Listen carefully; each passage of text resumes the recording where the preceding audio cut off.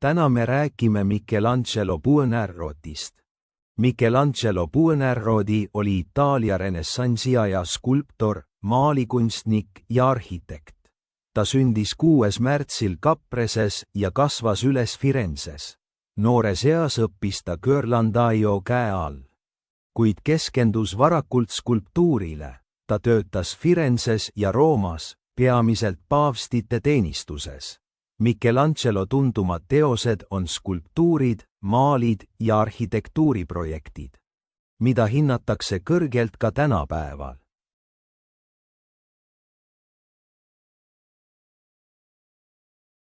Ta ei pidanud end kunstnikuks. Michelangelo pidas end eelkõige skulptoriks, kuigi ta maalis ka kuulsad freskod Sixtuse kapeli laele. Tema taavet on raiutud kahjustatud marmorist, millest teised kunstnikud olid loobunud. Tal oli äge iseloom, ta tülitses tihti tellijatega, sealhulgas paavstitega. Kirjutas luulet, temalt on säilinud üle 300 sonetti ja matrikali, millest paljud räägivad armastusest ja kunstist. Ta ei abiellunud kunagi ja eelistas pigem üksildast eluviisi.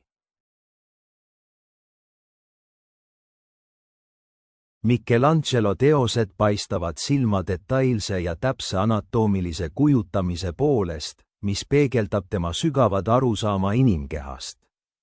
Tema figuurid on sageli dramaatilised ja täis pinget, väljendades tugevaid emotsioone ja liikumist. Michelangelo loomingule on omane suur mastaab ja võimsus, olgu see siis skulptuuris või arhitektuuris.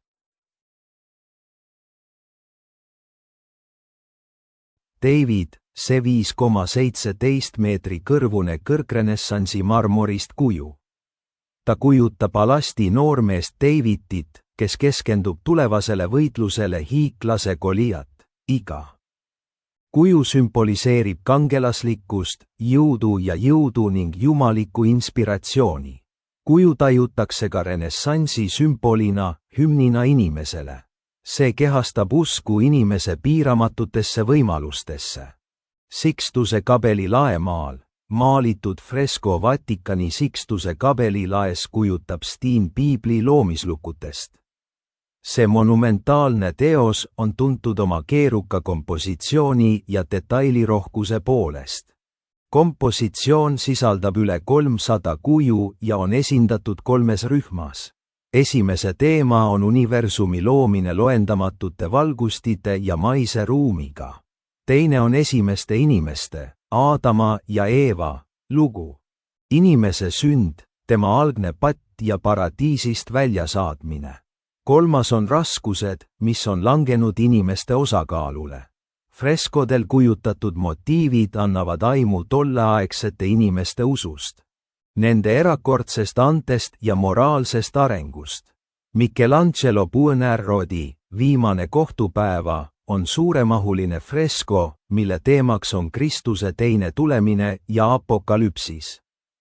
Michelangelo kujutas kõiki pühakuid alasti. Kunstniku kavatsusega pidid alasti figuurid võrdsustama kõik, kes olid Jumala ees. Kompositsiooni keskel on hirmuäratav Kristuse kuju ja veidi allpool neitsi Maaria, ümbritsetud hulga jutlustajate, Vana Testamendi prohvetite, märtrite ja pühakutega. Neil kõigil on erinevad näoilmed, ärevus, meeleheide, hirm. Michelangelo Pieta on skulptuuri kompositsioon, mis kujutab neitsi Maariat, kes hoiab pärast ristilöömist surnud Kristust põlvili. Kuju süžee peitub Kristuse leinamises, mis on üks neitsi Maaria 7 leinast, mida katoliikluses sügavalt austatakse. Michelangelo ei keskendu füüsilistele kannatustele, vaid keskendub Maaria emotsionaalsele seisundile ja tema sügavale emaarmastusele. Maria nägu on kaodusest hoolimata rahulikkus, tema kurbus on sügav, kuid ta on juhtunuga leppinud. Moosese skulptuur, osa paavst Julius II hauast. Mooses hoiab käes Jumalalt saadud tahvleid, millele olid kirjutatud käsud, mille järgi rahvas elama pidi. mäelt alla tulles nägi ta, et tema äraolekul oli rahvas kummardanud kuldset ebajumalat, mis oli vastuolu ühe käsuga.